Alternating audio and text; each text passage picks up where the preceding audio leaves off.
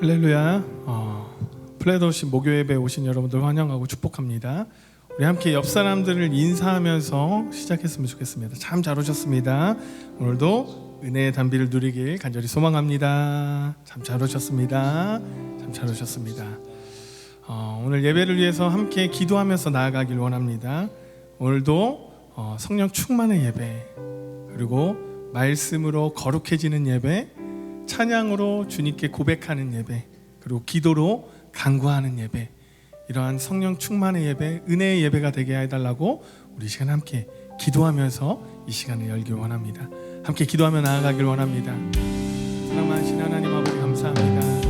오늘도 우리에게 하나님의 능력과 하나님의 은혜를 하나님 얹어주시고 오늘도 그 은혜를 누리며 나아갈 수 있는 예배가 되길 원합니다. 하나님 함께하여 주시옵소서. 오직 성령으로, 오직 그리스도의 은혜로 나아갈 수 있는 그러한 예배가 되길 원합니다. 주님 함께하여 주시옵소서. 주님 인도하여 주시옵소서. 주님 역사하여 주시옵소서. 하나님 오늘도 주님 앞에 거하길 원합니다.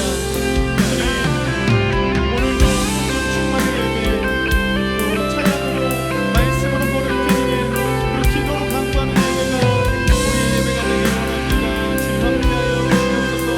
주님 인도하여 주시옵소서. 주님 역사하여 주시옵소서. 우리의 부족함과 연약함을 다 내려놓고 오직 성령으로 이끌어 주시길 원합니다. 주님 함께하여 주시옵소서. 주님 인도하여 주시옵소서. 오직 주님의 은혜가 이곳에 임하길 원합니다. 주님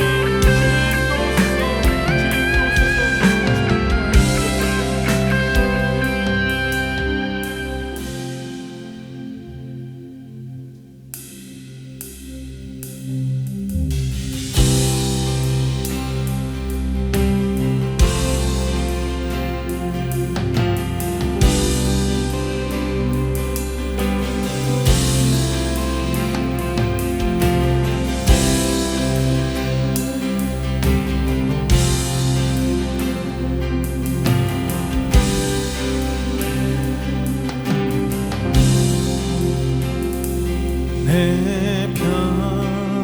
평생에 가는 길 순탄하여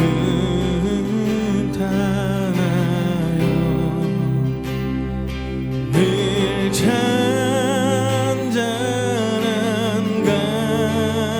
가든지 큰 풍파로 무서워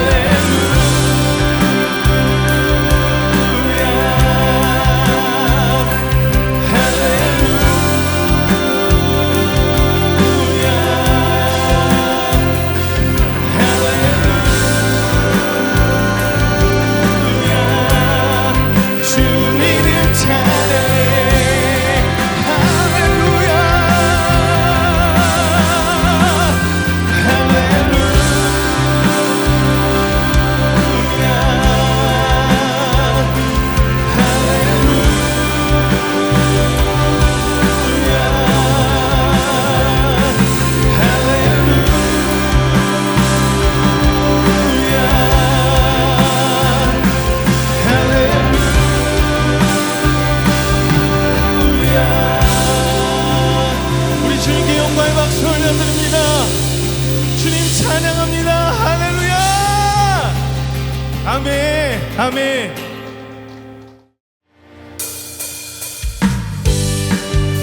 우리에게 주님께서 사명을 주셨습니다. 우리에게 주님의 말씀을 배우라고 사명을 주셨습니다. 우리의 도를 함께 나아가길 원합니다. 오라 우리가 여호와의 산에 올라 하나님의 전에 이르자. 오라 우리가 여호와의 산에 올라 하나님의 전에 이르자. 주님의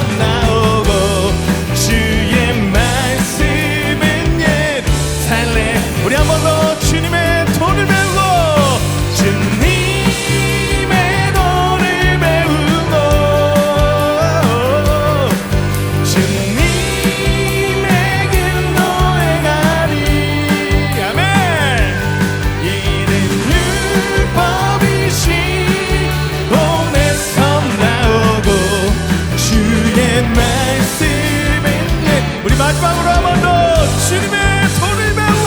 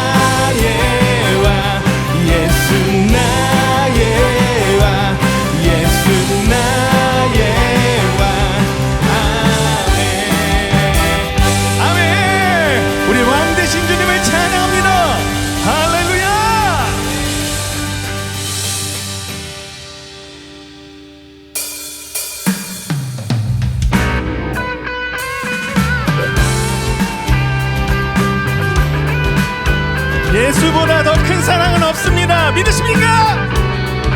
그 사랑을 찬양하며 나아갑시다.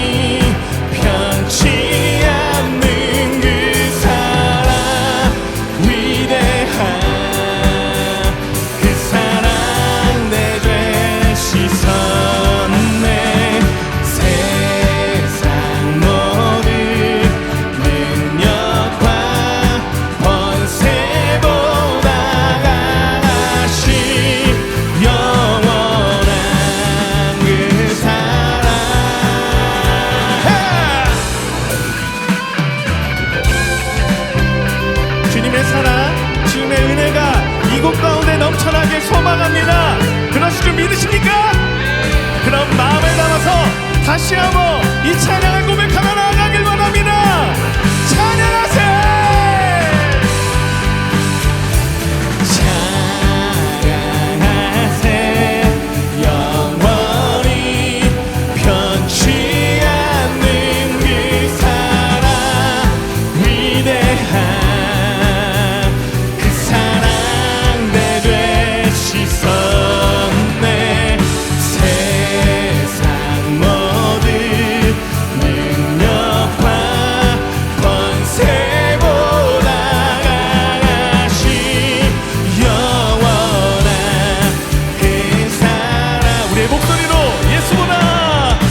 예수보다 더 큰 사랑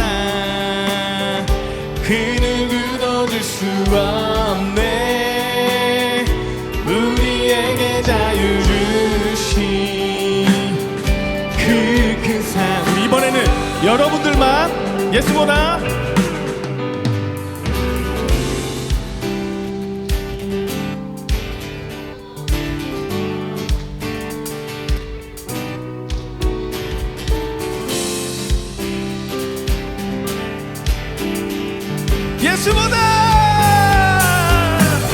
예수보다 더 큰 사랑 그 누구도 줄 수 없네.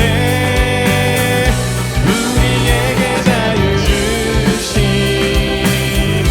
그 큰 사랑 그 큰 사랑. 아멘.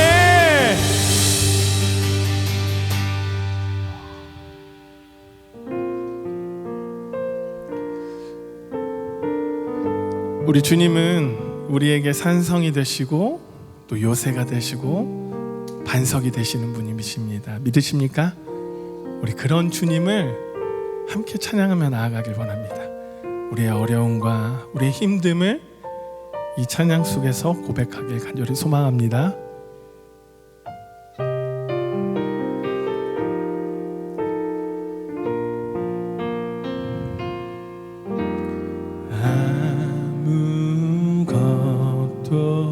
두려워 말라. 주 나의 하나님이 지켜주시네. 놀라지 마라, 겁내지 마라. 주님 나를 지켜주시네.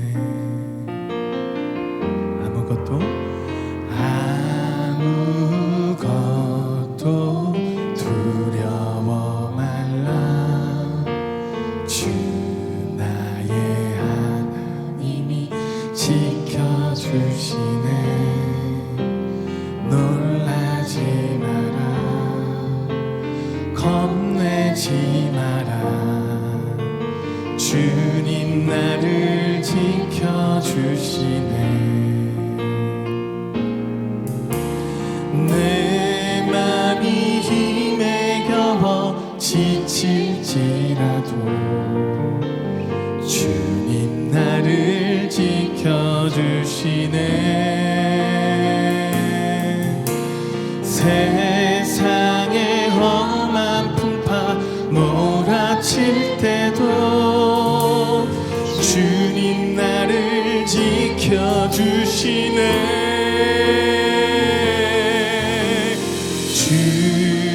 주님은 나의 산성, 주님은 나의 요새, 주님은 나의 소망, 나의 힘이 되신 여호와.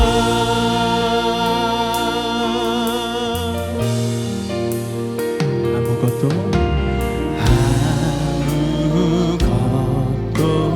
두려워 말라. 주 나의 하나님이 지켜주시네. 놀라지 마라, 겁내지 마라. 주님 나를 지켜주시네. 내 맘이 힘에 겨워 지칠지라도 주님 나를 지켜주시네. 세상의 험한 풍파 몰아칠 때도 주님 나를 지켜주시네.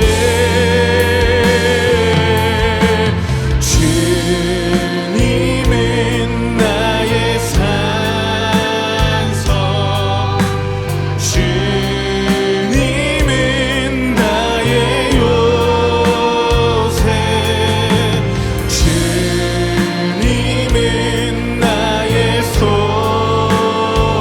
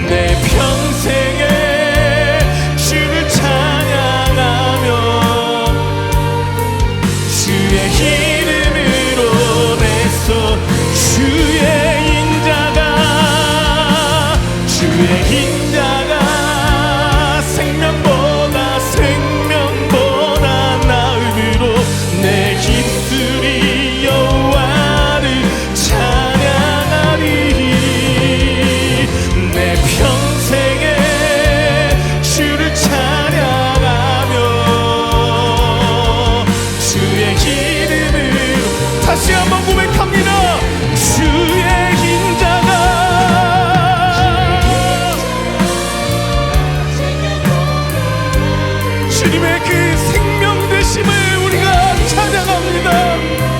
주님의 그 인자하심을 찬양합니다. 주를 찬양하며 주의 이름으로 우리 마지막으로 한 번 더 고백합니다. 주의 인자가 생명보다 나음으로 내 입술이 여호와를 찬양하리. 내 평생에 주를 찬양하며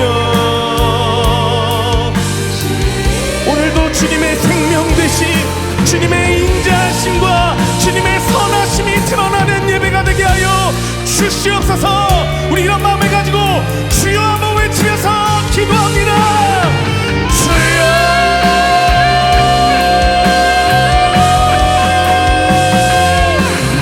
주님의 인자하심 생명 되신 주님의 선하심과 인자하심이 드러나는 예배가 되게 하여 주시옵소서. 우리의 힘듦과 우리의 어려움을 다 내려놓고 오직 주님의 영광만이 드러나는 예배가 되게 하여 주시옵소서. 주여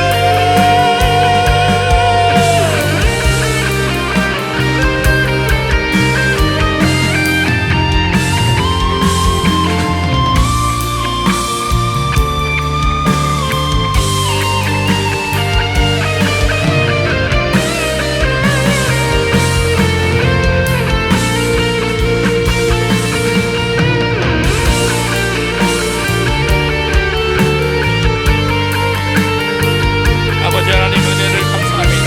성령 하나님 오늘도 훈련 예배를 인도하여 주시니 감사합니다.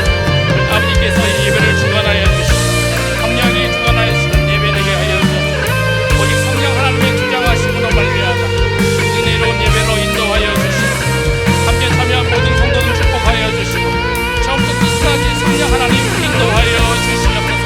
주님의 사랑을 믿사오니 성령 하나님 주장하여 주시옵소서. 주님 함께하여 주시옵소서.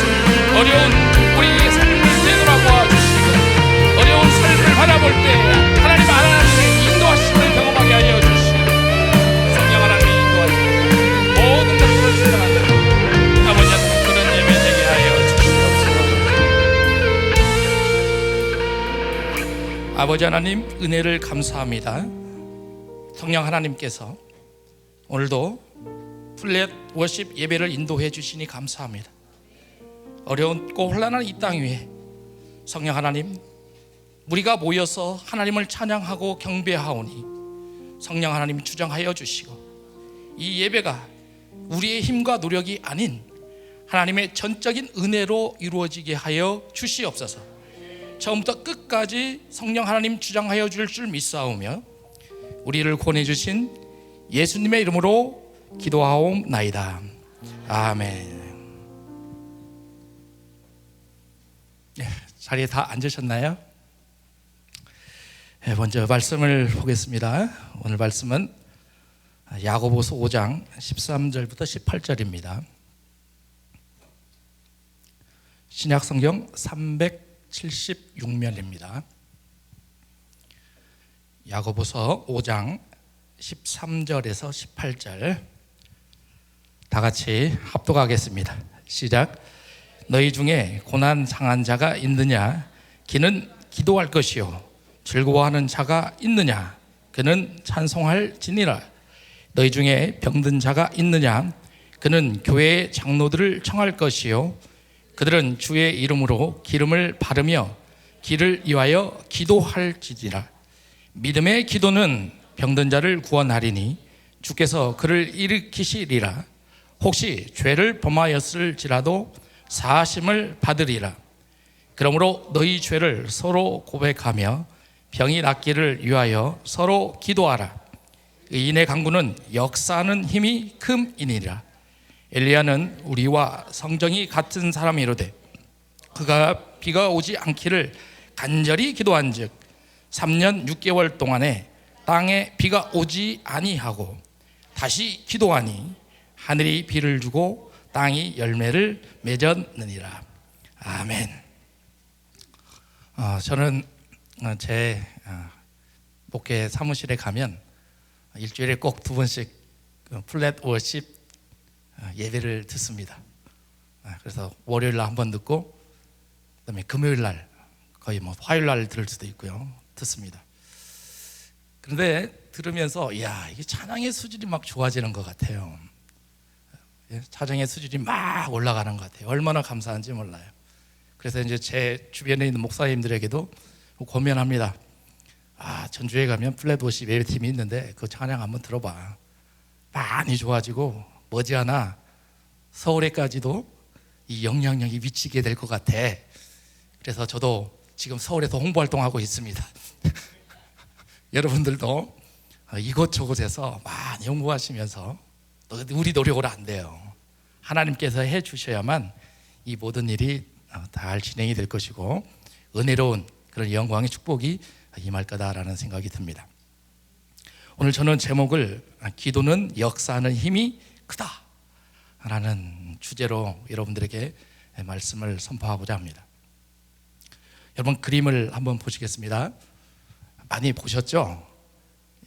이 그림은요, 미국에 있는 그 산에 있는 내용 아닙니까? 러시모어 국립공원에 있는데요, 4명의 미국의 대통령을 이렇게 조각해 놓은 거죠. 가장 먼저 나온 대통령은 누구예요? 조지 워싱턴이죠. 맨 마지막에 있는 사람은 에브라임 링컨, 이렇게 되어 있습니다. 근데 미국에서요, 조사를 했습니다. 설문을 조사해 보니까 가장 선호하는 대통령이 지금까지도 조지 워싱턴이다, 이렇게 표현을 하고 있습니다. 왜 그러느냐? 그분이 독립전쟁을 승리로 이끌었고 미국의 초대 대통령이기 때문에 지금까지도 미국 사람들은 많이 사랑한다, 이렇게 알고 있습니다. 근데 어떤 기자들이요, 이 대통령을 모셨던 비서실장에게 물어봅니다. 비서실장님, 당신이 평생에 대통령을 모셨는데 대통령을 모셨을 때 가장 힘들었던 점이 뭐예요? 이렇게 딱 물어봅니다. 그러니까 여기 나와 있는 4분 전부 다 기독교 신자들입니다. 그런데 그분이, 비서실장이 딱 그러는 거예요. 제가요, 우리 대통령님 모시면서 다른 거 흉내낼 수 있는데 딱 한 가지 흉내낼 수 없는 게 하나 있습니다. 그것이 뭐냐면 새벽 기도입니다, 이렇게 딱 그러는 거예요.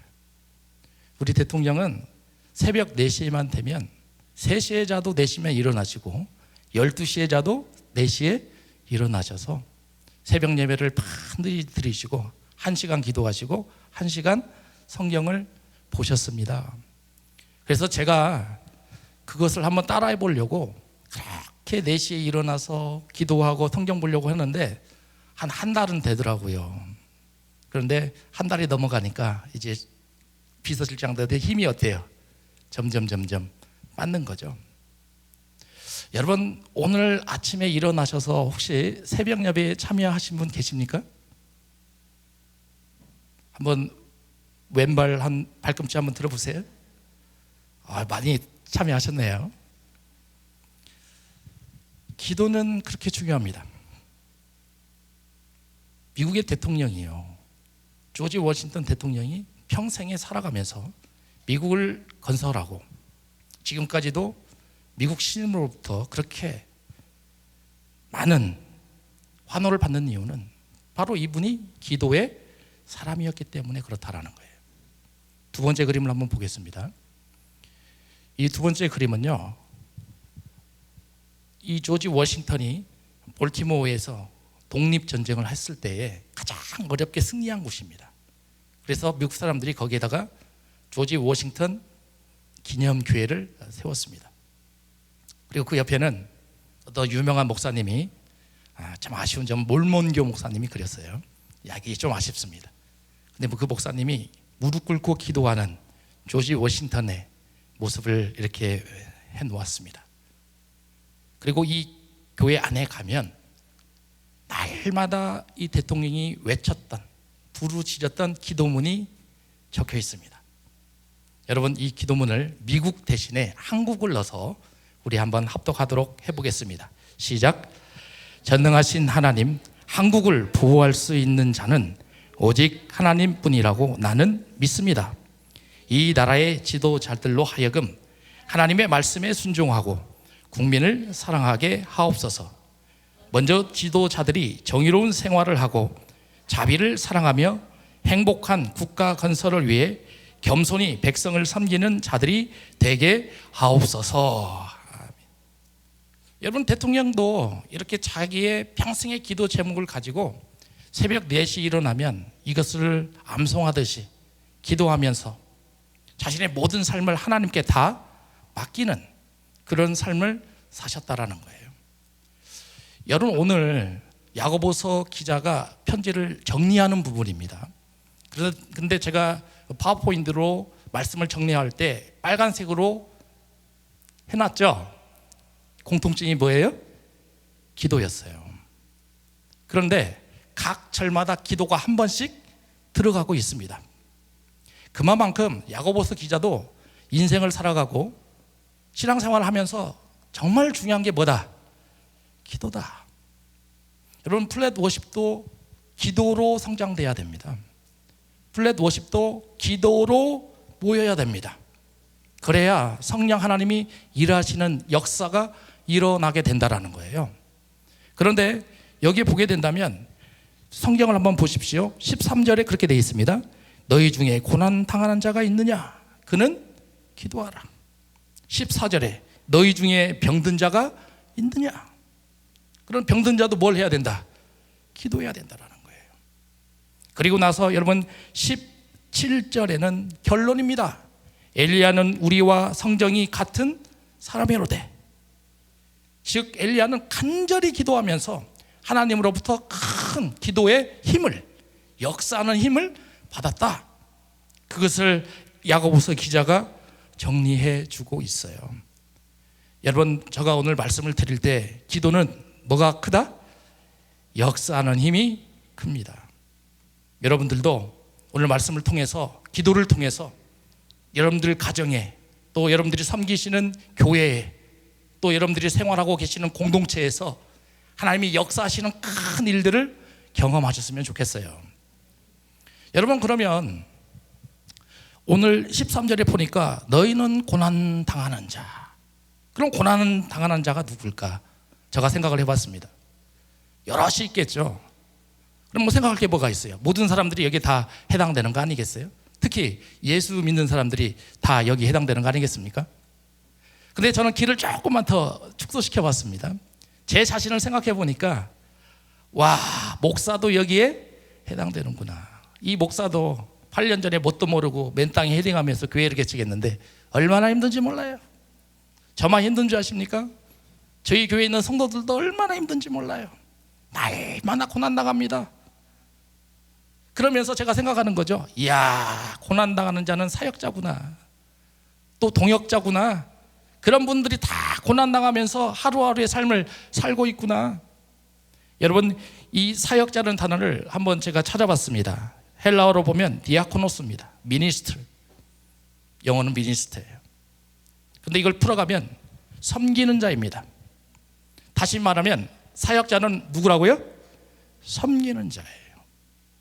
여러분들이 지금 교회 이곳저곳에서 전부 다 섬기는 사역을 하고 있지 않습니까? 그럼 여러분 모두도 사역자라고 볼 수 있어요, 없어요? 있죠. 그래서 좁은 의미로는 어떤 분들은 목회자, 전도사, 아니면 선교사, 이런 쪽으로 한정시키는 분이 있습니다. 그러나 넓게 보고 된다면 모든 성도들이 다 여기에 해당이 된다라는 거예요. 에베소서 4장 11절 12절 여기를 같이 읽어봅니다. 시작. 그가 어떤 사람은 사도로, 어떤 사람은 선지자로, 어떤 사람은 복음 전하는 자로, 어떤 사람은 목사와 교사로 삼으셨으니 이는 성도를 온전하게 하여 봉사의 일을 하게 하며 그리스도의 몸을 세우려 하심이라. 이렇게 되어 있어요. 참, 바울이 편지를 쓰는데 에베소 교회에게, 지금 에베소 교회에서는 누가 사역을 하고 있냐면 디모데가 사역을 하고 있거든요. 근데 에베소 교회에 얼마나 어려운지 몰라요. 특히 누가 속을 썩이고 있냐면 사도행전 20장을 보면 장로님들이 속을 썩이고 있어요. 교회의 리더자들이. 그런데 여기를 보면 다른 성경 구절에서 참 발견하기 어려운 것들이 하나 눈에 확 들어옵니다. 11절에 보면 뭐가 탁탁 찍혀 있어요. 뭐가 찍혀 있어요? 콤마가 찍혀 있어요. 여러분 신약 성경을 보면서 콤마 찾기가 쉬워요, 어려워요? 많이 나오지는 않습니다. 그러면 여기서 콤마는 뭘 나타내면 등위적 소사입니다. and입니다. 그러면 and를 나타낸다는 것은 여기에 보면 사도가 있고 선지자가 있고 복음 전하는 자가 있고 목사와 교사가 있어요. 그러면 여기에 있는 모든 분들이, 여기 나와 있는 분들이 사역자라고 볼 수 있잖아요. 그런데 여기 처음부터 끝까지 and로 연결되어 있으니까 이들은 무슨 관계? 무슨 관계? 수평 관계예요. 쉽게 말하면 동역의 관계로 볼 수 있어요, 없어요? 있어요. 그래서 우리는 사역자를 뭘로도 부른다? 동역자라 이렇게 부릅니다. 그러면 여러분들도 서로를 향해서 동역자라 부를 줄 알아야 됩니다. 지금 바울이 디모데에게 이걸 요구하는 겁니다. 그러면 사역자가 뭘 해야 되느냐? 트레인 해야 된다는 거예요. 성도들을 훈련시켜야 된다는 겁니다. 그럼 무슨 훈련을 시키느냐? 12절에 나오죠. 첫 번째, 성도를 어떻게 하라? 온전하게 해야 돼요. 여러분 지금 이곳에서 여러분들이 찬양을 하고 그냥 놀러 온 게 아니잖아요. 이런 예배를 드리면서 내가 하나님의 사람으로서 온전하게 되기를 원하시는 거 아닙니까? 그것 때문에 오신 거 아니에요? 그 다음에 두 번째, 트레이는 또 뭘 해야 되냐면 봉사의 일을 섬겨야 된다는 거예요. 봉사의 일을 하게 해야 된다는 거예요. 여러분 제가 부교육자 시간을 제가 한 5년 정도 했거든요. 근데 한국교회에서 부교육자 사역을 하면서 느낀 것이 하나가 있습니다. 그것이 뭐냐면 수많은 교회에서 프로그램을 가지고 이 교인들을 훈련시켜요. 그리고 훈련받은 성도들을 이곳 저곳에 봉사하도록 막 배치를 시켜 놓습니다. 근데 제가 그게 느낀 게 있어요. 그게 뭐냐면 그게 얼마나 오래 갈까? 아까 그 조지 워싱턴의 비서실장도 새벽 예배 얼마 했다고요? 한 달.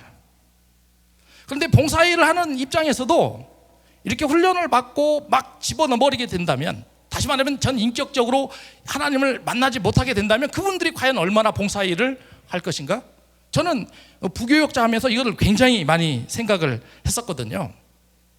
여러분, 그래서 우리 사역자들이 해야 될 일, 그것은 바로 뭐냐면 인격적으로 예수 그리스도를 만나게 해주는 것입니다. 근데 그것을 내가 할 수 있나요?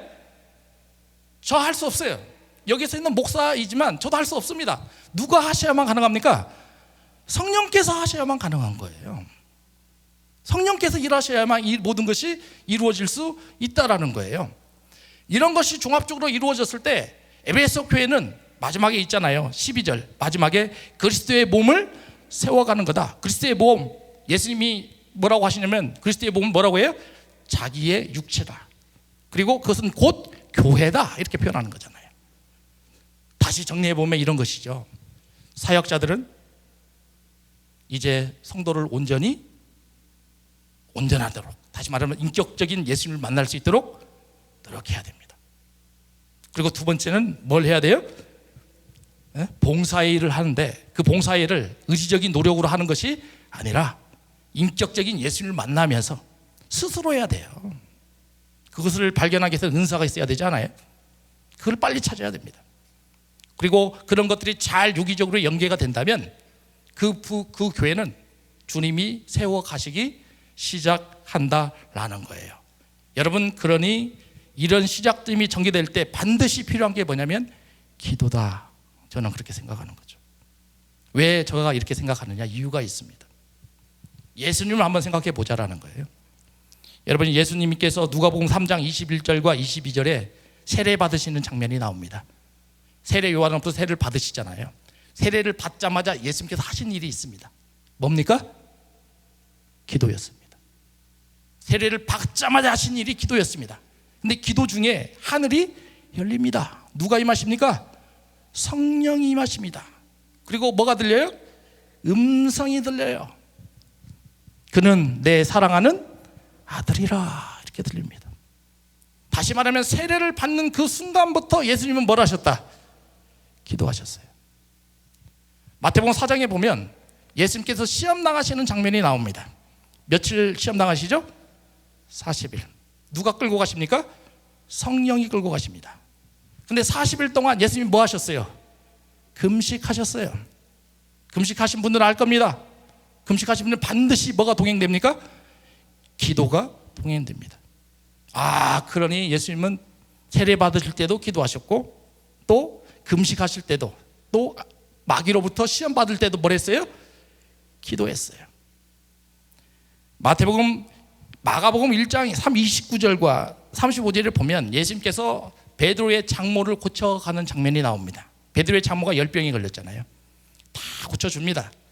그러니까 그 소문이 주변 환경으로 막 퍼지죠. 수많은 사람들이 옵니다. 예수님, 예수님, 우리도 좀 고쳐주십시오. 예수님을 외면하지 않습니다. 그들을 다 고쳐주십니다. 그리고 다 고쳐주시면 얼마나 힘들겠어요. 그런데 그 다음날 바로 새벽에 어딜 갑니까? 산에 갑니다. 뭐 하러 가요? 기도하러 가셨어요. 기도하러 가셨습니다. 여러분, 예수님은 사역을 하시는데 기도를 빼놓으신 적이 없었어요. 날마다 기도 가운데 예수님은 사역을 진행하셨습니다. 그러면 언제까지 하셨냐? 우리가 너무나 잘 아는 마태복음 26장 36절과 46절입니다. 십자가 사건 전에 겟세마네에서 뭐래요? 기도하십니다. 여러분 36절만 같이 읽어봅니다. 시작.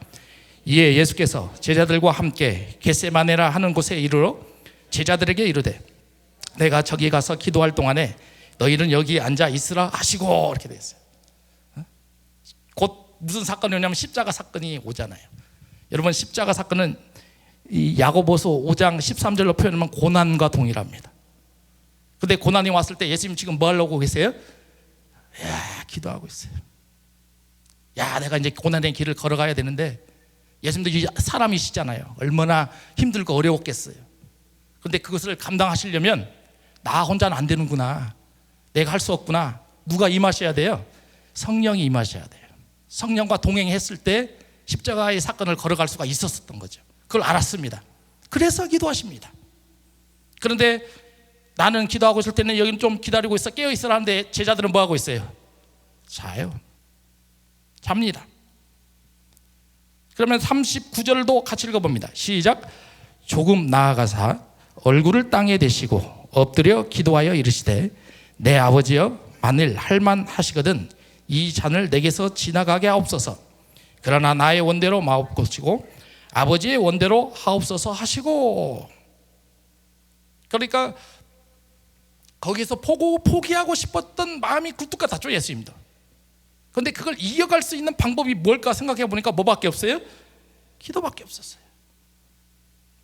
여러분, 우리도 이래야 됩니다. 신앙인으로서 예수 믿는 사람들이요, 기도를 떠나면 안 돼요. 고난과 역경이 왔을 때 주님처럼 처음부터 기도로 시작해서 언제까지? 우리가 세상을 떠날 때까지 뭘 해야 된다? 기도해야 돼요. 기도해야 됩니다. 우리 플랫 워십 팀도 기도해야 됩니다. 정기적으로 모여서 기도해야 됩니다. 제가 신학교 다닐 때 마커스 인도했던 목사님이 계십니다. 여러분도 잘 아시는 목사님이. 근데 그 목사님이 신학교에서 설교를 하셨습니다. 그때 무슨 말씀 하셨냐면, 마커스 이놈들 나한테 죽고 있어 그러는 거예요. 왜 죽고 있냐 저희가 여쭤봤습니다, 설교 시간에. 그랬더니 그 찬양 멤버들을 자기네들이 사역자라고 그렇게 표현한다라는 거예요. 그래서 막 엄청 혼냈다라는 거예요. 너희들 함부로 사역자라고 하지 마. 그런 거예요. 왜? 사역자란 말씀과 기도로 무장되어 있지 않으면 누구한테 유혹받기 쉬워요? 마귀에게 유혹받기 쉽다라는 거예요. 그러니 너희들이 정말 사역자로서의 인생을 살아가고 하나님의 일을 경험하려면 반드시 뭘 해야 된다? 말씀과 기도를 함께 가야 된다는 거예요. 그래서 그 목사님이 자기 교회에 불러다 놓고 일주일에 몇 번을, 2번을 불러다 놓고 기도를 2시간 시켰다라는 거예요. 했답니다. 나중에 뭐라고 가수가 있습니다, 여자 가수. 그분이 오셔가지고 또 학교에서 신학교에서 간증합니다. 그러면서 자기가 그때 고난당하고 어려웠던 거, 그런데 그 목사님이 그렇게 말씀을 전해주지 않으셨다면 우리는 굉장히 어려웠을 것이다, 이렇게 표현을 해주시더라고요. 여러분, 그러니 기도는 생명력이에요. 기도는 고난을 이겨갈 수 있는 힘이 됩니다. 여러분, 조금만 더 보겠습니다. 41절 보십시오. 예수님이 오셨습니다. 뭐라고 표현합니까? 시험에 들지 않게 깨어 기도하라. 자고 있는 제자들을 깨우가면서 시험에 들지 않도록 뭘 하라? 기도하라. 42절과 44절에도 똑같이 기도하신 후에 예수님은 이제는 드디어 어디를 걸어가십니까? 십자가의 길을 걸어가신다라는 거예요. 여러분, 우리는 기도로 살고 기도로 죽어야 됩니다. 그 고난의 길을 내 은혜로, 내 힘으로 펼쳐가지 마시고 기도 가운데 하나님의 일하심을 통해서 기도의 역사를 경험하셔야 된다는 거예요. 여러분, 사진을 한번 더 보겠습니다. 누구라고 적혀 있습니까? 조지 밀러입니다. 잘 아시지 않습니까? 그렇죠? 이분은요, 성경을 200독을 읽었답니다, 평생에. 근데 놀라운 것은 100독을 읽을 때 무릎을 꿇고 읽었답니다. 저희 교회에도 가보면 새벽 예배마다 무릎을 꿇고 기도하시는 분이 있어요. 그분은 2시간씩 매일 무릎 꿇고 기도합니다. 이야, 제가 그거 보면서 놀랐습니다. 이야, 어떻게 저렇게 하지? 여쭤봤습니다. 이거 어떻게 돼요? 목사님, 저는 40대부터 이렇게 했습니다. 지금 연세가 80세가 다 됐는데 평생을 기도할 때는 뭐하고 해요? 무릎 꿇고 해요. 이제 그것이 연단이 되니까 2시간, 3시간도 괜찮다라는 거예요. 그래서 제가 여쭤봤죠. 왜 그렇게 무릎을 꿇고 하십니까? 그래야 나의 기도의 간절함이 하나님께 전달되지 않겠습니까? 마치 그런 것처럼, 예? 조지 밀러도 성경을 읽을 때 간절함으로 성경 말씀을 읽었다, 저는 그렇게 생각이 됩니다. 근데 이분은요, 기도의 용사였습니다. 이분이 평생의 말씀으로 삼았던 것이 시편 65편 5절이었거든요. 그의 거룩하신 처소에 계신 하나님은 고아의 아버지이시며 과부의 재판장이시다. 이 말씀을 평생 물적 기도했어요. 그래서 이분이 무슨 사역을 했냐면 고아원 사역을 했어요. 예? 고아원들을 10,000명이나 먹여 살렸습니다. 그 사람이 할 수 있습니까? 없습니다. 그러면서 그분이 써놓은 일기장에 보니까 뭐라고 표현되어 있냐면 나는 손을 보지 않겠다라는 거예요. 손을 보게 되면 크기가 어때요?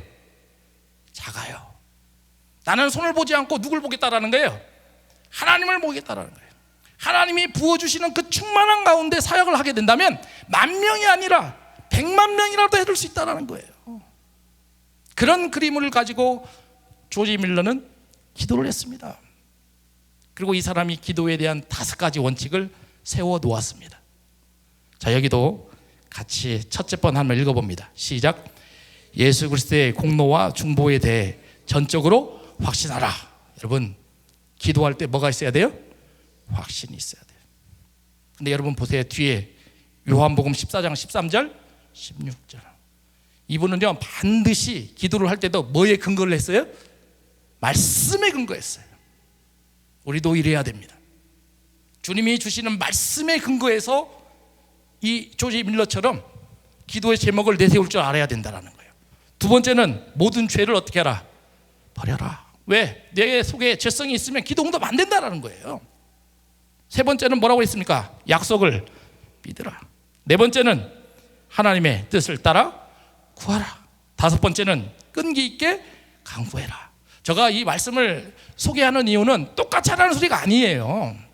여러분들도 기도하시면서 이런 목적을 가지고 하나님이 주신 메시지를 가지고 근거로 삼아서 기도하실 때마다 이런 마음 자세를 가지라라는 거예요.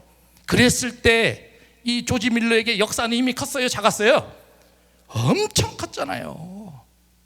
상상할 수 없는 그런 일들을 하나님이 만들어 주시지 않았습니까? 그럼 우리도 그런 경험해야 되지 않겠습니까? 그냥 그런 경험 안 하고 그냥 날마다 그냥 교회만 왔다 갔다 하면서 인생 사실 거예요? 그렇게 살면 안 돼요. 우리는 하나님의 창조작품 아닙니까? 그러면 창조작품을 우리를 만들으셨으면 우리는 누구를 닮았어요? 하나님을 닮았잖아요. 그럼 하나님이 가난하게 살으라고 그래요? 아니요. 하나님은 우리에게 뭘 주시길 원하십니까? 복을 주시길 원하죠. 그럼 우리는 뭘 받아야 돼요? 복을 받아야죠. 누리셔야죠. 왜 기독교인이 그런 배짱이 없어요? 그런 배짱을 가지고 기도 가운데 하나님 나에게 물질을 좀 심어주세요. 하나님 나에게 건강을 심어주세요. 하나님 우리 블레버십 이 예배가 대한민국 아니라 세계로 뻗어나갈 수 있는 힘을 부어주십시오. 그런 기도를 하셔야 됩니다. 그래야 성령이 임하십니다. 여러분, 예수님께서 세례받을 때 성령이 임하셨다고 그랬잖아요. 예수님은 스스로 사역하신 적이 한 번도 없어요. 다 누구의 인도하심을 따라갔어요? 성령의 인도하심을 따랐어요. 바울이 그걸 너무나 잘 알고 있어요. 그래서 성령이 기름 붓듯 날마다 예수님이 머리에 뭘 부었어요? 기름 붓듯. 그것을 경험하셨던 분이 예수님이셨어요. 그러면 우리도 성령의 기름 부음을 날마다 경험하려면 뭘 해야 되겠어요? 기도해야죠. 여러분, 결단하십시오. 기도해야 삽니다. 기도해야 승리합니다. 기도해야 극복하고, 기도해야 어려운 환경에서, 고난의 삶에서 이겨갈 수 있어요. 여러분, 그러면 야고보서 기자가 17절 한번 보십시오. 이제 정리하는 부분이라고 그랬잖아요. 5장 17절 같이 읽어봅니다. 성경 보십시오. 시작. 엘리야는 우리와 성정이 같은 사람이로되 그가 비가 오지 않기를 간절히 기도한즉 3년 6개월 동안 땅에 비가 오지 아니하고, 이렇게 돼 있어요. 여러분, 우리는 구약 성경을 볼 때마다 엘리야를 봅니다. 근데 사실 엘리야보다 엘리사의 기적이 더 커요, 작아요? 훨씬 크죠? 근데 엘리사는 잘 알아요, 몰라요?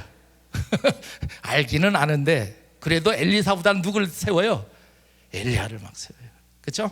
그럼 여러분들 마음속에 엘리야는 어떤 사람이다? 기도의 능력을 가진 사람이다, 이렇게 평가합니까, 안 합니까? 하죠. 그렇죠? 근데 17절 전반부에 보십시오. 뭐라고 되어 있습니까? 엘리야는 우리와 성정이 같은 사람이다. 우리와 성정이 같은 사람이라는 것은 엘리야도 우리와 똑같다, 안 똑같다? 똑같다라는 거예요. 엘리야도 배고프면 배고프다고 합니다. 피곤하면 자고, 힘들면 쉬고, 배부르면 운동해서 배를 꺼쳐야 되고, 똑같은 성정의 사람이었어요. 우리도 이런 사람하고 똑같지 않습니까? 또 구약 성경을 한번 보십시오. 기도의 능력을 가진 사람, 아브라함, 모세, 사무엘, 다윗, 그런 사람들 보면 이야, 기도의 능력의 사람, 그렇게 생각하지 않나요? 근데 아브라함은 하나님을 만나기 전에 어디에 살았습니까? 갈대아, 우루. 하나님 알았어요? 몰랐어요? 몰랐어요. 여호수아 20차장이 뭐 정확히 나오잖아요. 그런 사람이었어요. 모세는 하나님을 잘 알기 전에 어디에 있었어요? 미디안, 광야. 직업이 뭡니까? 목동. 그러지 않습니까? 그나마나 괜찮은 사람이 사무엘. 사무엘은 직업이 뭐예요? 제사장. 삼중직을 다 가지고 있었어요. 다윗도 직업이 뭡니까? 목동. 어렸을 때. 신약시대의 기도의 능력이 누구였습니까? 사도 바울. 그렇죠? 예수님의 12사도들 직업이 전부 다 뭐였어요? 우리가 생각하는 그 능력의 사람들이 아니었어요. 그런데 하나님께서 그들과 함께 하시고, 하나님께서 그들의 기도의 소리를 들어주시고 능력 경험을 해주시니까 그런 능력이 솟아나는 거예요. 그럼 여러분들도 그런 부류에 들어가야 되지 않겠습니까? 나는 그런 거 받기 싫어요? 받아야죠. 그럼 이런, 여기 아까 제가 열거했던 분들이 그냥 가만히 있었어요? 아니에요. 대표적인 사람을 엘리야로 들은 거예요. 그러면 엘리야는 어떻게 기도했습니까? 열왕기상 18장에 보니까 비가 안 와. 근데 비가 오도록 하기 위해서 무릎을 꿇고 어떻게 합니까? 머리를 땅에 엎드리잖아요. 몇 번을 기도하냐면 7번을 기도합니다. 한 번 얻어 안 돼. 그러니까 몇 번 해요? 7번. 사르밧가부를 보십시오. 사르밧가부 얼마나 좋아요. 물 좀 달라고 하니까 주잖아요. 근데 누가 죽어요? 사르밧가부에 아들이 죽어요. 그러니까 어머니가 어떻게 해야 될까 고민하다가 엘리야를 찾아옵니다. 내 아들 좀 살려주십시오. 그러니까 엘리야가 그 아이를 침상에 눕히고 자기의 몸을 아이의 시신에 어때요? 밀착시킵니다. 몇 번? 꼭 퀴즈하는 것 같네요. 3번 합니다. 여러분, 엘리야도 성정이 같은 우리와 같은 사람이었지만 하나님께서 기도를 요구하실 때 그만큼 자신의 간절함을 몸으로 어떻게 했어요? 표현했어요. 여러분, 그러면 우리도 기도를 하면서 이러한 간절함을 표현해야 되지 않을까요? 그러지 않습니까? 그런 기도를 간절히 표현하기 위해서 유대인들은 한 행위가 있습니다. 반드시 유대인들은요, 기도할 때요 서서 합니다. 그리고 손을 어때요? 높이 듭니다. 제가 이스라엘 가니까 유대인들이 전부 다 그렇게 기도하더라고요. 통곡의 벽에 가보니까 벽을 바라보면서 손을 번쩍 들고 다 기도하고 있어요. 간절함이죠. 저희 교회에서는 2달에 한 번씩 선교 기도회를 합니다. 근데 그 선교사님이 딱 오시더니 한 번은 막 기도를 하시다가 땅에 막 눕는 거예요. 왜 눕지? 왜 눕는 그 표현이 뭡니까? 그만큼 간절함으로 하나님께 기도하는 거예요. 그래서 이걸 왜 이렇게 하셨어요? 여쭤보니까 그분은 터키에서 사역을 하시는데요, 터키에 있는 기독교인들은 기도할 때 그렇게 기도한다는 거예요. 자신의 몸을 어떻게 하고 땅에 완전히 밀착시켜서 엎드려서 나의 기도를 하나님 반드시 어떻게 하라고? 들어주십시오.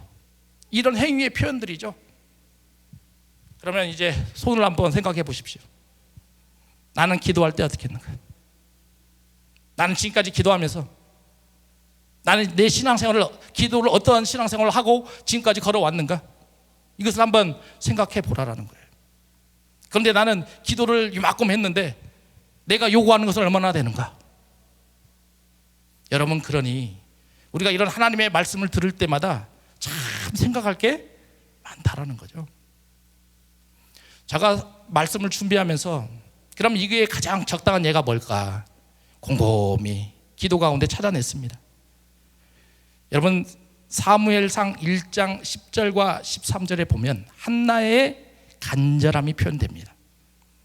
첫 번째 10절 같이 읽어봅니다. 시작. 한나가 마음이 괴로워서 여호와께 기도하고 통곡하며. 자, 12절 같이 읽습니다. 시작. 그가 여호와 앞에 오래 기도하는 동안 엘리가 그의 입을 주목한즉. 13절. 한나가 속으로 말하며 입술만 움직이고 음성은 들리지 아니하므로 엘리는 그가 취한 줄로 생각한지라. 이렇게 됐어요. 여기 보면 한나는 엘가나의 남편이죠. 아내죠. 남편이 아니라 아내죠. 근데 자기 밑에 첩이 하나 또 있죠. 엘가나의 첩이. 누굽니까? 분인나. 근데 분인나는 자녀가 많아요. 아들들도 있고 딸들도 있습니다. 그런데 한나는 자녀가 없어요. 누가 괴롭힙니까? 분인나가 괴롭히죠. 근데 그 당시에 이스라엘의 상황은 자녀가 있는 것과 없는 것이 굉장히 중요했죠. 비록 정실은 한나였습니다. 원문 성경을 보면 그렇게 되어 있습니다. 그 다음에 분인나는 뭐예요? 첩이에요. 그럼 누구하고 비슷하냐면 아브람과 굉장히 유사하죠. 아브라함의 아내가 누굽니까? 정실이 사라. 첩이 누구예요? 하갈. 그런데 하갈은 아들이 있어. 근데 사라는 아들이 없죠. 그때 하갈이 막 누구예요? 사라를 모욕감을 주고 막 하잖아요. 그것과 동일한 내용이 어디냐면 사무엘상에 나와 있는 한나와 분인나의 관계예요. 자, 그러면 제가 이걸 설명하려고 그러는 게 아니라 이 한나도 고난과 역경이 있어요, 없어요? 있어요. 이 남자들은 잘 모르겠죠. 시어머니한테 애 못 낳는다고 구박당하신 분들 알 겁니다. 네? 얼마나 그 고통이, 핍박이 아픈지. 애를 못 낳으니까 막 어떻게 하라고 그래요? 네, 쫓겠다고 하시는 분들도 있죠. 저희 동네는 그런 일이 있었습니다. 제가 어렸을 때요. 실질적으로 있었습니다. 쫓겨났습니다. 그 아픔을 어떻게 하면 이겨낼 것인가? 여기에 보니까 세 가지로 보여집니다. 그 첫 번째가 10절이죠. 10절을 보니까 뭐라고 되어 있냐면 마음이 괴로워서 여호와께 기도하고 어떻게 했다? 통곡했다. 고난 가운데 그 고난을 인내로 참으면서 하나님께 어때요? 기도하는 거예요. 그 고난과 역경이 내 앞에 놓여 있는데 그거 없어집니까? 안 없어져요. 우리 마음 같아서는 그것이 빨리 없어졌으면 얼마나 좋겠습니까? 그런데 그 고난이 올 때마다 그것을 인내로 참습니다. 그리고 하나님께 계속 기도하는 거죠. 하나님, 나는 이걸 할 수 없습니다. 엘가나가 그 한나를 어떻게 하면 도와줄까? 그래서 음식을 가져와서 분인나보다 갑절을 주잖아요. 그리고 이 엘가나가 한나를 더 많이 사랑한다 해주잖아요. 그런데도 그것이 충족이 돼요, 안 돼요? 안 되죠. 그런 아픔이 있는데 끊임없이 기도하는 겁니다. 하나님, 나는 비록 분인나로부터 이 고난과 역경을 당하고 있지만 언젠가 하나님은 나에게 자녀를 주실 것입니다. 그런 고난과 역경을 승리하셔야 됩니다. 그것을 누구한테 맡겨야 된다고요? 하나님께 맡겨야 돼요. 그리고 두 번째, 여러분이 이제 2절 12절에 보시면 뭐라고 되어 있습니까? 12절에 오래 기도했다 이렇게 됐어요. 오래 기도했다. 그럼 기도의 기간이 길었어요? 짧았어요? 길었어요. 그러면 한나는 일어나자마자 아침부터 뭐 하겠습니까? 기도하죠. 간절한 사람들은 이게 뭔지 알아요. 옛날 부모님들은 장독대에 뭘 떠났어요? 정한수 떠났습니다. 저희 어머니도 그랬습니다. 할머니도 그랬습니다. 왜 떠납니까? 집안에 우환이 없도록. 누구한테 빌어요 그걸? 천지신명께 삼실 할머니께 막 빌죠. 그렇잖아요. 아이를 못 낳으니까 한나가 그런 심정인 거예요. 한나가 그런 심정인 겁니다. 그러나 오래 기도합니다. 오래 기도한다는 것은 뭐가 필요합니까? 인내가 필요하지 않습니까? 그렇잖아요. 그런데 오늘 이 본문에 보면 본문 12절 11절에 보십시오. 11절에 기도가 되기 전에 단 하나를 딱 표현해 주는데 인내를 딱 표현해 주고 있어요. 근데 인내의 끝판왕이 누굽니까? 구약 성경에서 욥. 그래서 야고보서 기자도 욥의 인내를 딱 드는 거예요. 그러니까 우리가 이야 인내를 가지고 기도를 하려면 누굴 생각하라? 욥을 생각해야 돼요. 근데 11절에 보십시오. 보라 인내하는 자를 우리가 복되다 하나니 너희가 욥의 인내를 들었고 주께서 주신 결말을 보았다 이렇게 돼 있어요. 그럼 욥의 결말을 알아야 될 거 아닙니까? 무슨 결말이었는가? 욥은 죄가 있었어요? 없었어요? 없었어요. 온전한 사람이었습니다. 근데 누가 시험합니까? 사단이 요구해서 하나님이 시험하십니다. 근데 그 욥의 인내를 통해서 42장쯤 가보니까 아하 깨달은 게 하나 있어요. 욥이요. 지금까지는 내가 하나님을 뭘로 만들었다?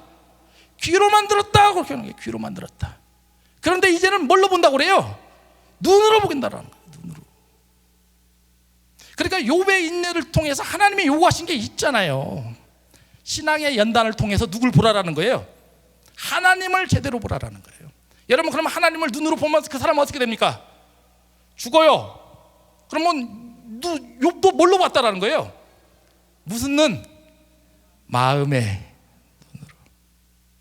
마음의 눈으로 드디어 누굴 보기 시작해요? 하나님을 보기 시작해요.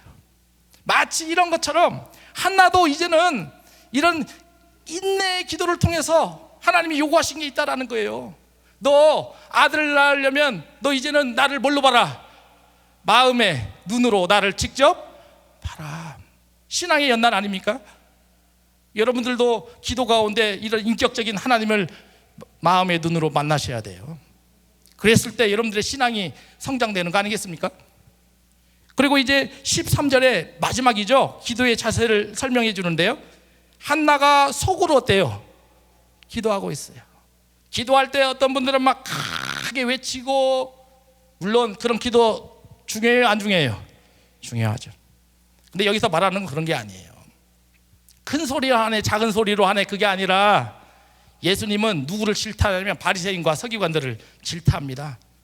그들은 어디에서 기도합니까? 길거리에서 기도해요. 왜 기도합니까? 거기에서 나 이마만큼 뭐하고 있다? 기도하고 있다. 자랑하는 거잖아요. 그런 거 탈피하라는 거예요. 그리고 어디 가서 기도하라? 골방에 가서 은밀한 가운데 하나님께 기도하라는 거죠. 여러분, 한나의 기도를 통해서 우리가 배워야 될 세 가지의 기도의 자세가 나온 겁니다. 첫 번째, 고난이 왔을 때 그 고난을 이겨내셔야 됩니다. 누구한테 맡겨요? 하나님께 맡기셔야 돼요. 두 번째, 뭐가 와요? 오랫동안 기도해야 돼요. 오랫동안 기도하려면 뭐가 필요하다? 인내가 필요하다. 그러면 인내를 통해서 누굴 만난다? 하나님을 만나야. 뭘로 봐라? 마음으로 하나님을 보셔야 된다는 거예요. 그리고 세 번째, 이제는 뭐라고 돼 있어요? 은밀히 기도하라. 여러분들이 기도하실 거 하나님 다 알고 계시지 않습니까? 그렇잖아. 여러분들이 기도하시기 전부터 알고 계세요. 그러니 야, 한나의 기도를 보면서 그렇구나, 우리가 기도를 이렇게 해야 되는 거구나, 이걸 깨달았어요. 그러면 이는 기도의 방법이 나오죠. 11절의 기도의 방법이 나옵니다. 11절 같이 읽어봅니다. 사무엘상 1장 11절 시작. 서원하여 이르되 만군의 여호와여, 만일 주의 여종의 고통을 돌보시고 나를 기억하사 주의 여종을 잊지 아니하시고 주의 여종에게 아들을 주시면 내가 그의 평생에 그를 여호와께 드리고 삭도를 그의 머리에 대지 아니하겠나이다. 이렇게 됐어요. 여러분, 제가 세 가지 언더라인 쳐놨죠. 이게 기도의 자세예요. 이렇게 해야 된다는 거예요. 여러분, 기도할 때 이걸 놓치시면 안 돼요. 첫 번째, 뭐라고 돼 있습니까? 돌아보시고. 여러분, 돌아보시고를 한번 보시기 바랍니다. 제가 적어놨거든요. 이거 원문을 좀 보셔야 됩니다. 여기에 보면 돌아보다라는 뜻이 영어로 뭐라고 돼 있습니까? Look at, care for. 이걸 보면 뭔 말인지 잘 몰라요. 그냥 단순하게 표현되어 있으니까. 근데 히브리어를 보면 이것이 무슨 뜻으로 표현되냐면 기르다와 먹이다. 근데 명사가 중요합니다. 명사는 뭐라고 돼 있어요? 양을 치는 목자예요, 목자. 그러니까 이제 조금 될 거예요. 지금 한나는 기도를 하는데 하나님을 뭐라고 표현하는 거예요? 목자라고 표현하는 거예요. 목자. 하나님, 나를 목자의 심정으로 좀 어떻게 해달라? 돌봐 주십시오, 이거예요. 여러분, 요한복음 10장에 예수님이 자기를 뭐라고 표현합니까? 나는 선한 목자. 아주 동일합니다. 아주 동일합니다. 그러면 목자들이 어떤 일을 합니까? 양을 끌고 푸른 초장에 갑니다. 그렇잖아요. 목이 마르면 양을 어디로 끌고 가요? 물가로 갑니다. 때로는 양이 가다가 발목이 부러지거나 상처가 나면 목자는 어때요? 그것을 다 치료해 줍니다. 여러분, 지금 그러면 한나는 싹군에게 그걸 요구하겠어요? 아니잖아요. 나의 주인 되신 하나님을 바라보면서 하나님, 저를 목자의 심정으로 좀 어떻게 해달라? 돌아봐 주십시오, 이거입니다. 여러분들도 이렇게 해야죠. 나를 좀 목자의 심정으로 돌아봐 주십시오. 나 너무나 아픕니다. 나 힘들어 죽겠습니다. 나 아이 못 낳은 것도 힘들어 죽겠는데 나 지금 내 엘가나의 첩으로 있는 분인나가 나를 그렇게 압박하고 핍박하니 나는 더 이상 살 수가 없어요. 나는 더 이상 탈출구가 없어요. 그러니 목자 되신 하나님, 나를 제발 좀 어떻게 하라? 돌봐 주십시오. 그 돌봄을 통해서 내가 다시 소생할 수 있습니다. 이 첫 번째입니다. 여러분, 두 번째, 이제는 우리말 성경에는 뭐라고 되냐면 기억하다라고 되어 있죠. 근데 옛날 성경에는 생각하다라고 되어 있어요. 생각하시고.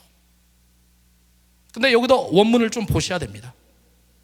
여기 그러니까 기억하다라는 것을 remember죠. 그러니까 영어 성경을 봐도 이게 뭔지를 잘 몰라요. 영어 성경. 그래서 제가 좀 자랑 좀 하겠습니다. 제가 이 원문을 좀 공부를 많이 했거든요. 그리고 보니까 이게 딱 나오더라고. 이야, 여기 이런 게 숨겨져 있었네. 얼마나 감사한지 몰라요. 그런데 이 의미는 뭐냐면 찌르다라는 단어가 굉장히 밀접합니다. 단어가.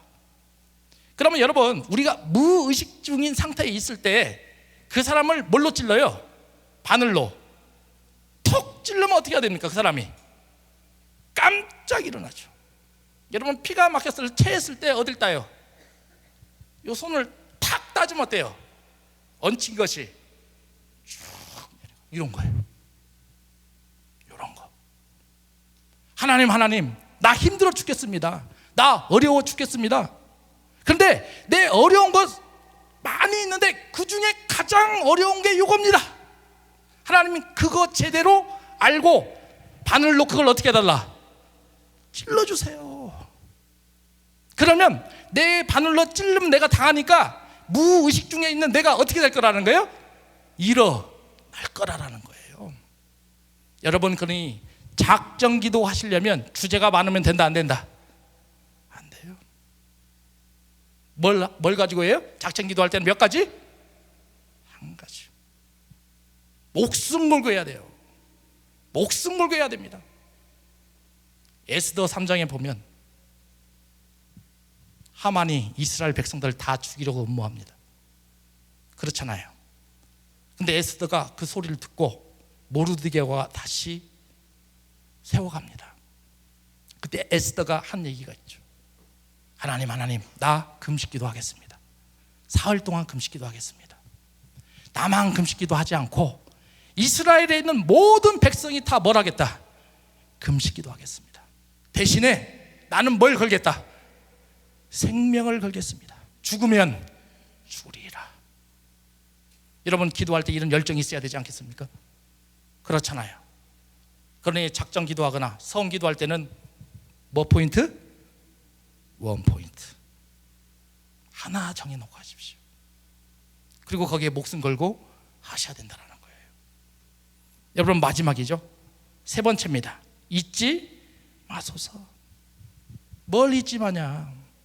여러분들도 하나님이 주셨던 귀한 물질이 있을 겁니다. 또 여러분들이 하나님께 만났을 때 첫사랑이 있습니다. 그리고 첫사랑 이후에 신앙생활하면서 하나님께서 나에게 주셨던 약속들이 있어요, 없어요? 없어요? 있죠. 그 약속들을 전부 다 뭘로 주셨어요? 하나님의 말씀으로 주셨어요. 그거 잊지 마십시오. 그거 잊지 마십시오. 하나님, 내가 비록 고난과 역경이 있지만 하나님이 나 회복시켜 주시고 하나님께서 첫사랑을 통해서 나에게 알려주셨던 거, 그 언약 잊지 않으시면 나 결단하고 나 이제 하나님이 원하신 길로 가겠습니다. 이후에 사라가 뭡니까? 한나가 뭐라고 합니까? 나에게 자녀를 주시면 내 첫 자녀를 하나님의 뭘로 드리겠다? 주의 종으로 드리겠다. 그게 누굽니까? 사무엘입니다. 여러분, 사무엘상 1장 11절부터 13절까지 별거 내용이 아닌 것 같은데 기도에 관한 내용이 어마어마하게 숨겨져 있었어요. 그 기도에 관한 내용을 우리는 이제 들었습니다. 그러면 이제 어떻게 해야 됩니까? 가만히 있어야 됩니까? 아니죠.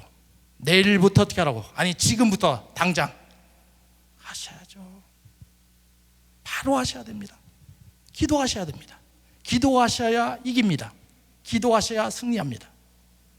간증을 하나만 하고 끝내겠습니다. 저희 교회에요, 중국에서 30년 선교하신 분이 있어요. 근데 그분이요, 평생을 중국에서 죽을 것이라 다짐했습니다. 근데 못했어요. 중국 정부에서 지금 선교사님들 다 됐습니까? 추방시켰습니다. 추방되고 한국에 오니까 갈 곳이 없어요. 잠자리도 없어요. 돈도 없어요. 자기 인생 전부 다 누구한테 맡겼으니까? 하나님께 맡겼으니까. 근데 그분이 6년 전쯤 저희 교회로 왔습니다. 찾아왔습니다. 그리고 그때부터 교제가 시작됐습니다. 그러면서 그 선교사님들을 향해서 기도하기 시작했습니다. 선교사님, 우리로는 선교사님들의 삶을 우리가 어떻게 할 수 없어요. 저희 교회의 형편도 뻔하니까. 근데 뭘 하자? 기도하자. 아침부터 기도하자. 그 선교사님 부부는요, 새벽 예배 빠진 적이 한 번도 없어요. 저는 월요일 날 쉽니다. 월요일까지 제가 새벽 예배만 저 죽어요. 그러니까 월요일 날은 쉬어요. 대신에 장로님이 그냥 성경 읽고 기도합니다. 5년이 지났습니다.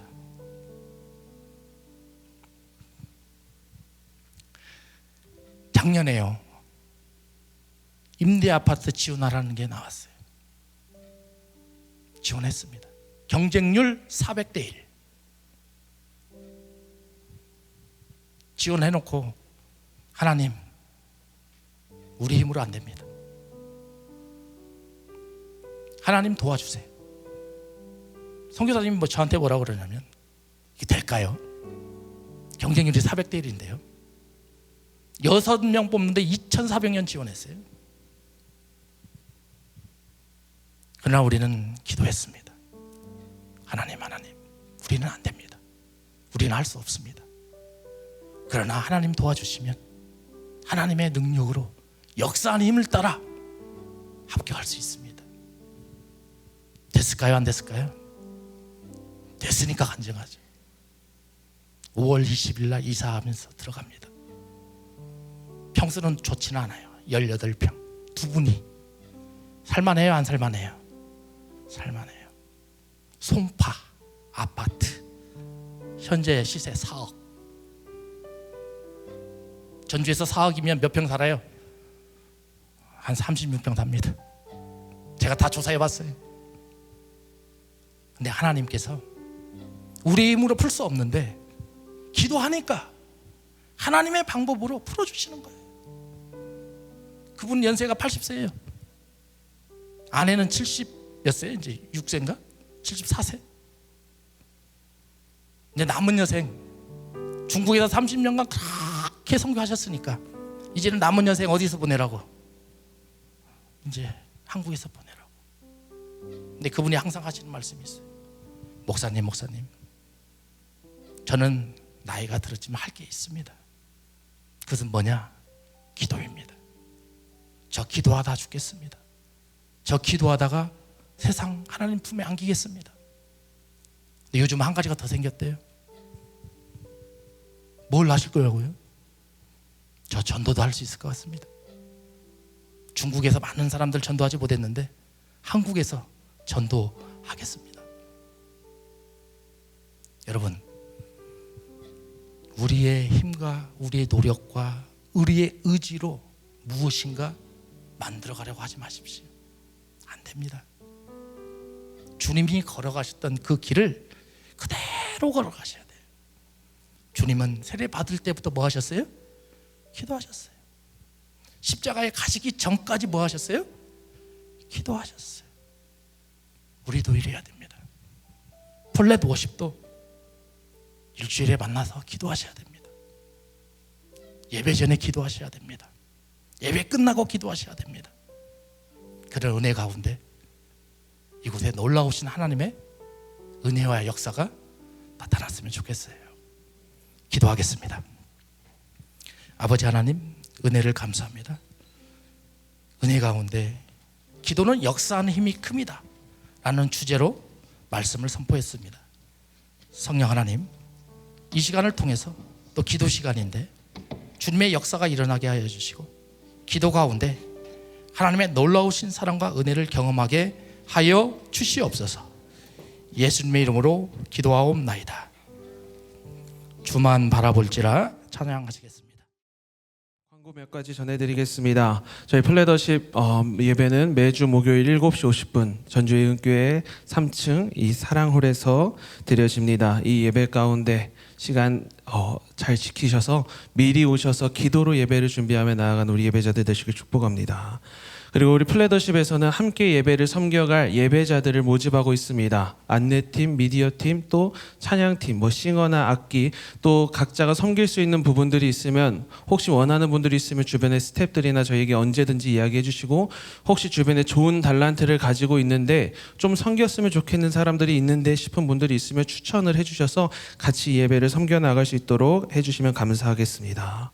그리고 저희는 매주 토요일 오전 11시 전북 극동방송 날마다 찬양으로, 플래더십과 함께 날마다 찬양으로 라는 프로를 통해서 매주 토요일 함께 찬양을 나누고 있고요. 라디오다 보니 신경을 쓰지 않으면 잘 안 들어지는 것 같습니다. 저는 그래서 하나 스스로 결정한 게 있었어요. 11시 전에 알람을 하나 맞춰놔야겠다. 토요일 11시 전에 5분 전에 하면요 5분이 지난 사이에 까먹거든요. 한 1분 전에 알람 맞춰놓고 지금 틀면 딱 나오겠다. 그렇게 알람 맞춰놓고 함께 또 찬양으로 예배 가운데 주셨던 은혜를 나눠가는 우리 예배자들에게 축복합니다. 그리고 유튜브를 통해서 저희가 찬양한 것들 또 설교 영상들을 매주 올려드리고 있으니까 찬양과 설교를 계속 들으실 수 있습니다. 우리가 있는 곳이 어디든 예배 자리가 될 수 있도록 유튜브를 또 많이 구독, 좋아요, 댓글과 알림 설정. 제가 유튜브를 제 영상만 빼고 나머지 영상들은 보거든요. 저는 제가 나오는 걸 못 봐요. 제가 나오는 거 빼고 나머지 걸 보는데 댓글들이 잘 안 달리더라고요. 그 댓글 하나가 편집하는 분들에게 또 우리 예배팀들에게 큰 힘이 될 줄로 믿습니다. 그리고 인스타그램을 통해서 매주 저희가 예배 소식도 사역의 소식들을 계속해서 전하고 있으니까 인스타그램 계정이 있으신 분들은 팔로우 해주셔서 이 플래더십에 대한 소식들을 계속 나누면서 계속 저희를 위해서 함께 기도하며 나아가길 소망합니다. 이 시간 우리 앞뒤 좌우 함께 이곳에 계신 모든 분들을 향해 함께 축복하며 나아가겠습니다. 우리 서로에게 손을 내밀어서 축복해 볼까요?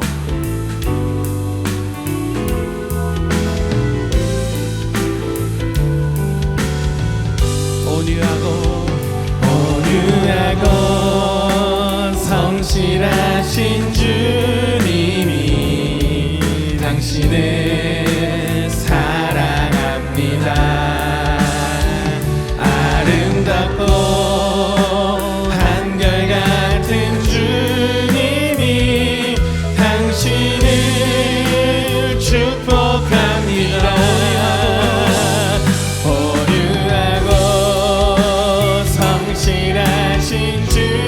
여러분들을 축복하고 여러분들을 사랑하고 계십니다. 우리 주님께서는 그런 분이십니다. 믿으십니까? 아름답고 한결같은 주님이 당신을 축복합니다. 우리 주님께 영광의 박수 올려드립니다. 이제 모두 일어나서 마지막 찬양하고 세상 속으로 나아가길 원합니다.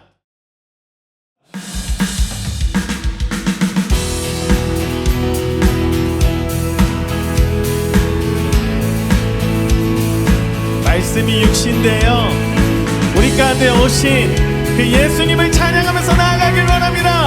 할렐루야! 말씀이 육신되어 이 땅에 오신 예수 모든 어둠 이기고 영원한 생명 되신 하늘의 통치자 이 땅에 임하셨네. 아멘.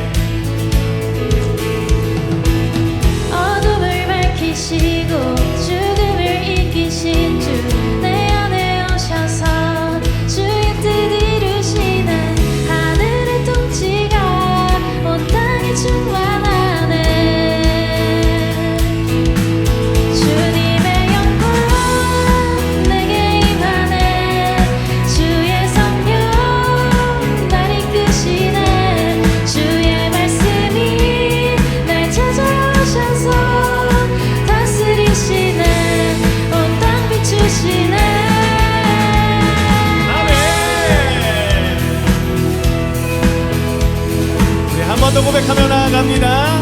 말씀이 육신되어 말씀이 육신되어 이 땅에 오신 예수 모든 어둠 이기고 영원한 생명 되신 하늘의 통치자 이 땅에 충만하네. 어둠을 밝히시고 내 안에 오셔서 주의 뜻 이루시네. 하늘의 통치자 온 땅에 충만하네. 주님의 영광 내게 임하네. 주의 성령 날 이끄시네. 주의 말씀이 날 찾아오셔서 다스리시네. 온 땅 비춘 주님의 영광 내게 임하네.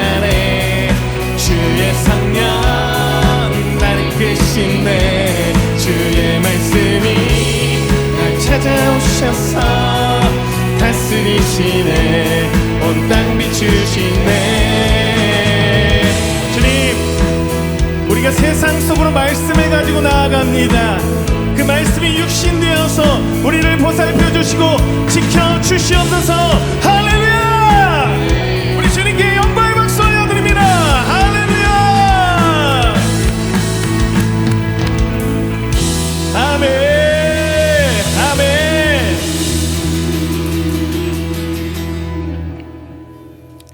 이제는 우리 주 예수 그리스도의 은혜와 하나님의 사랑과 성령님의 교통하심이 오늘 예배에 참여한 모든 성도들과 그의 가정들 위해 지금으로부터 영원히 함께할지어다. 아멘.